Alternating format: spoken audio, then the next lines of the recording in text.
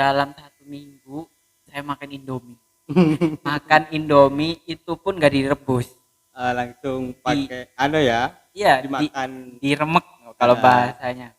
Itu dimakan mentah dalam 1 minggu. Jadi kebetulan itu masih sisa duit berapa ribu gitu, beli Indomie. untuk bertahan hidup. Iya, bertahan hidup itu 1 minggu, kurang lebih 1 minggu hidup seperti itu. Itu pengalaman pahit yang pernah terjadi dan mungkin tidak bisa dilupakan.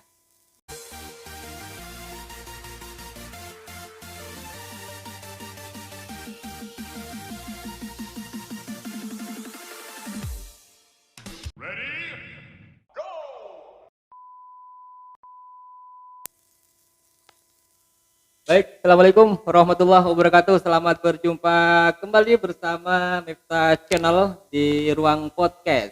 Di kesempatan kali ini, Miftah kehadiran mantan mahasiswa ya, karena sudah lulus, barusan lulus. Saya sebutkan mantan mahasiswa di salah satu universitas di Surabaya. Dan tamu kali ini, mahasiswa ini adalah eh, datangnya dari pelosok desa yang memberanikan diri untuk hidup di kota metropolitan berstatus mahasiswa. Baik, saya akan perkenalkan diri lebih dahulu. Silakan Mas untuk memperkenalkan diri, namanya siapa? Oke. Takut nggak percaya kalau saya nyebutin. Oke, silakan. Oke, nama saya Safik. Safik, Taufik ya. status mahasiswa tapi mantan. Mantan mahasiswa, tapi akan jadi mahasiswa lagi karena Mas Taufik ini masih akan melanjutkan ke S2-nya. Mohon doa restunya ya, semoga Doanya. diterima dan Amin. juga mendapat beasiswa. Amin. Baik Mas Taufik, kalau sudah berstatus mantan mahasiswa dari S1 ya, Ya. dari desa di ujung timur yaitu Kabupaten Sumeneb dan merantau, istilah kok merantau ya, bukan mencari perekonomian, tapi ya bisa juga dikatakan merantau karena beralih tempat dari ke tempat yang lain ya. Ya. Selama di kampus sebelum lulus, adakah pengalaman-pengalaman yang tidak pernah terlupakan? Oke. Pengalaman-pengalaman yang tidak pernah dilupakan. Satu, Satu, dua, menjadi tiga. mahasiswa. Oh, Di saya mahasiswa gitu ya. dari pelosok desa, saya Iya. juga sama dari pelosok desa, tapi setelah ada menjadi status mahasiswa, iya, Mahasiswa. lebih tinggi ya. Jadi kita mahasiswa dari pelosok desa, kemudian hidup di kota metropolitan. Iya. Itu kenangan-kenangan pahit itu pasti ada. Coba apa nih kenangan Nih, pahit, karena salah sekarang satunya. harus terdokumentasi dong di podcastnya Miftah Channel biar ya setidaknya teman-temannya, teman sekampus kebetulan lihat podcast ini ya bisa ketawa-ketawa lah. Oke. Jadi ini satu ya, yang pertama ya.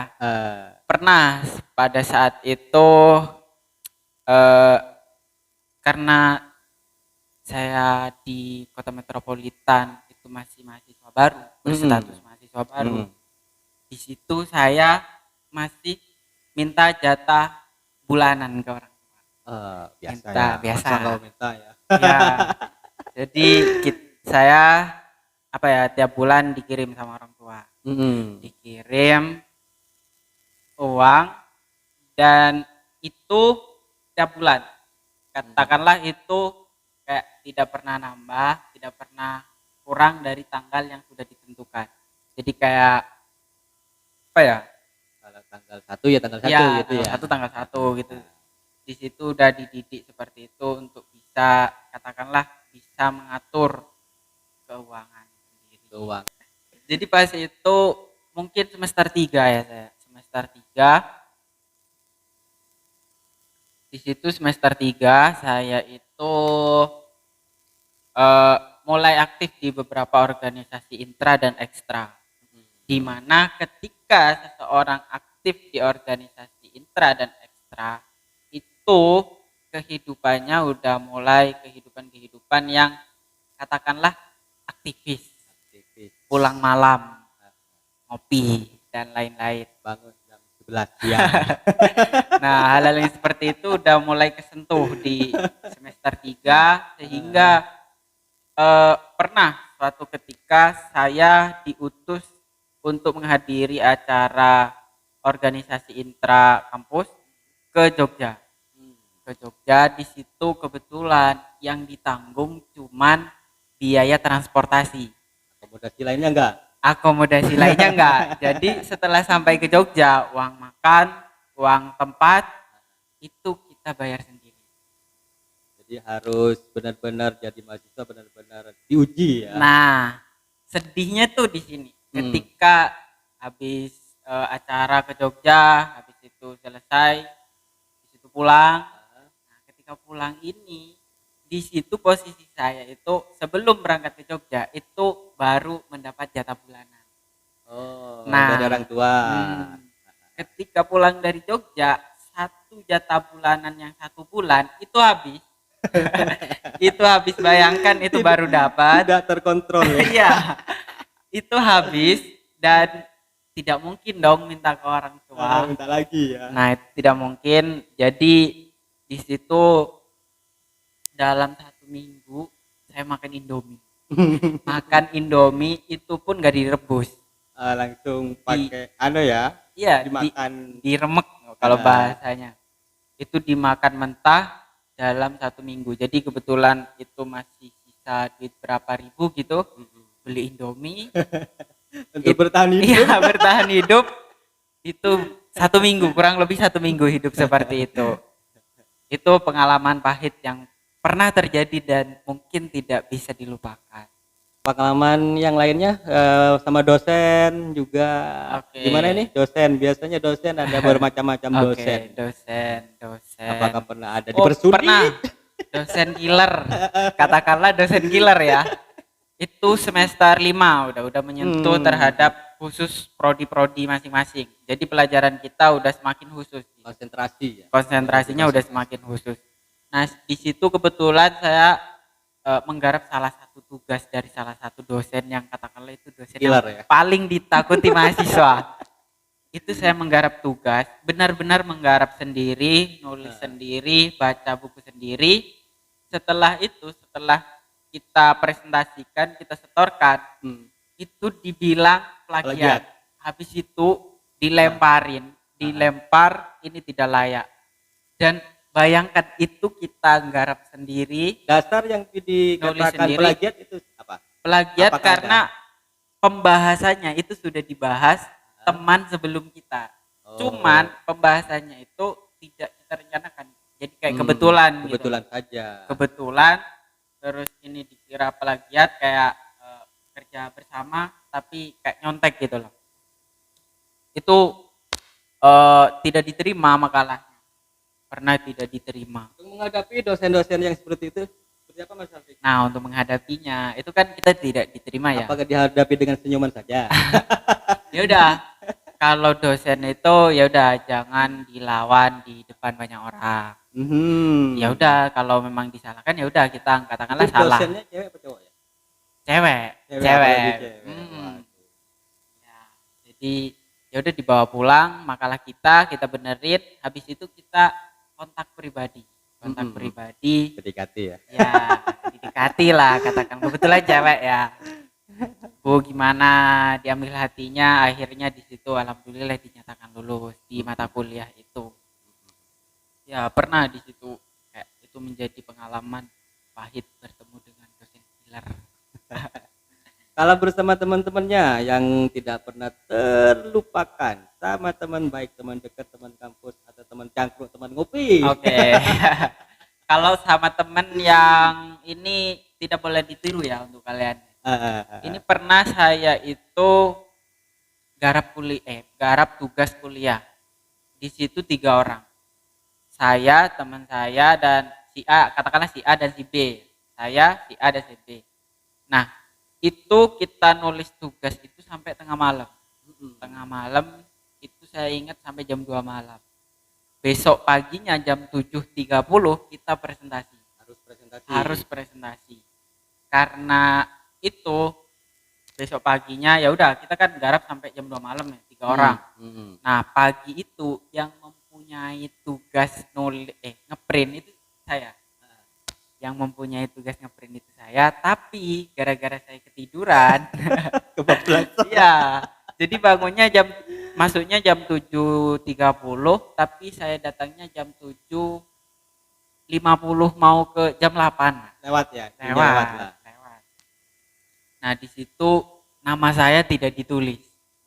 Nama saya tidak ditulis dan ya itu menjadi pengalaman pahit karena ya saya nugas sampai tengah malam tapi nama saya tidak ada. Jadi hitungannya tidak nugas. Gimana sih sama teman kelompoknya seperti itu kalau nggak ditulis namanya? Ya udah, akhirnya ngelobi dosen kayak minta tugas lain. Akhirnya diberi tugas lain. Baik, sekarang kan sudah lulus. Apakah selama ada di Kota Metropolitan pernah diajakkah sama teman-teman mahasiswa yang lain ke tempat-tempat yang memang tidak kita harus ke sana? Oke. Pernah katakanlah itu mahasiswa baru, Mas.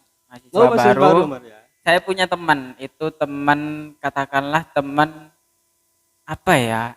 Kenal di sana gitu. Teman habis itu ayo ikut saya nanti malam kemana gitu. Pada waktu itu ke Wonokromo gitu. Ke Wonokromo. Tidak bilang kemana ya? Kemana ya udah. Habis itu ya udah ke sana ke tempat itu jam 12-an malam. Jam 12-an malam. Karena jamnya tak malam. Iya. Saya nggak tahu mau ngapain. Saya kira itu kita mau beli barang. Karena di situ ada pasar kan. Malam. Pasar malam. Pasar malam. Nah, di situ saya beneran beli tas. Saya beli tas karena saya nggak tahu apa-apa ya. Saya beli tas kecil. Habis itu, ayo ikut aku gitu ke belakang. Nah, setelah saya ikut ke belakang, ngapain gitu. Nah, itu semester awal ya? Iya. Kayak di situ saya melihat enggak apa ya, kayak ada tempat sepi tapi banyak perempuan gitu loh. Ya ada tempat sepi tapi banyak perempuan. Nah di situ saya langsung ngajak pulang, ini nggak bener ini gitu. Kalau yang biasanya ke tempat-tempat yang kaca-kaca gitu, pernah nggak diajak juga sama teman-temannya selama di Surabaya? Nggak pernah, kalau yang sampai kaca-kaca itu kan berbayar juga ya. Kalau cuma lihat kan nggak berbayar. Oh, saya kurang tahu karena belum pernah. Nggak sampai ke sana ya. Iya, cuma pernah kayak entah itu ya candaan, tapi candaannya itu pernah situ pernah diajak apa ya ke tempat sepi tapi itu banyak perempuan gitu. Baik. Sekarang kan sudah lulus Mas Taufik. Ya. Ini rencananya kemana nih? Ini rencananya sepertinya mau lanjut lagi S2. Ya. Dua rencana di mana? Sudah daftar apa belum? Udah daftar di Surabaya lagi. Di Surabaya daftar dan semoga lulus. Selama masa transisi dari mantan mahasiswa S1 menuju mahasiswa S2, apa ini kegiatannya rencana untuk masa-masa transisi menunggu pendaftaran diterima? Oh, iya. Katakanlah beban sarjana muda itu gimana? Janganlah jadi pengangguran, katakan seperti itu. Nah, di sini untuk mengisi kekosongan di situ saya mencoba berbisnis. Oh, bisnis. Jadi entrepreneur. Jadi saya bagian dari salah satu orang yang jualan laptop. Jualan laptop. Itu jualannya online apa juga? Online sama offline. Offline-nya dari teman ke teman, online-nya jadi kita ke publik. Selama ini sudah menghabiskan berapa laptopnya? Selama ini kurang lebih kayak dimakan aja menghabiskan berapa? Untuk transaksinya ya.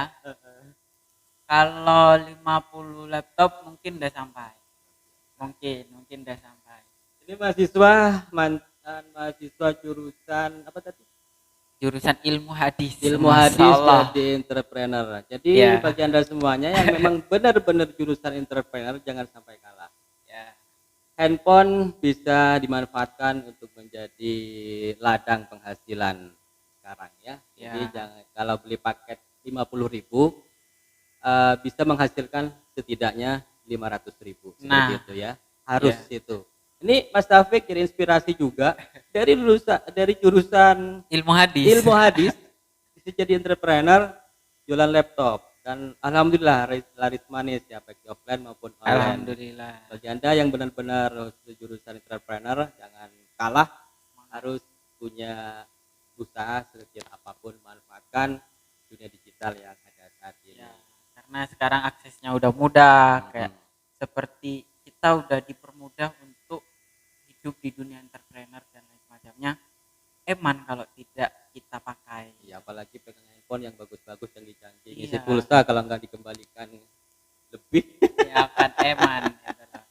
Ya. Nanti di pulang kampung ini apa nih rencana di kampung Nah, ini? pulang kampung ini kebetulan di daerah saya itu saya pernah membangun literasi desa. Oh, alhamdulillah. Literasi desa itu di desa apa ke sekolah? itu di desa, tapi orang-orang yang ikut orang-orang yang ada di sekolah.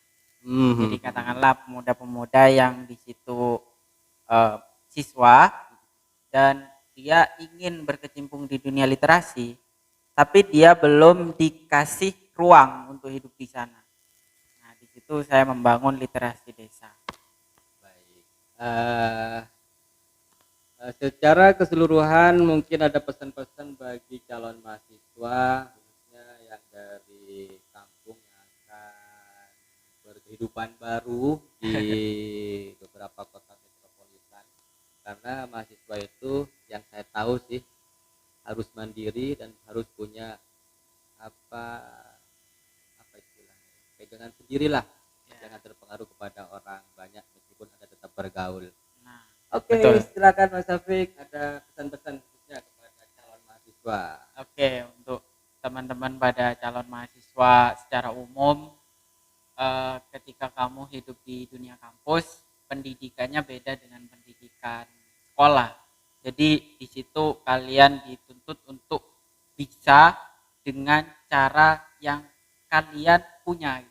Kalian bisa terbang di situ, kalian bisa punya bakat ini, punya bakat itu bisa diluapkan di situ, karena disitulah kamu akan terlihat jika kamu punya bakat yang hebat.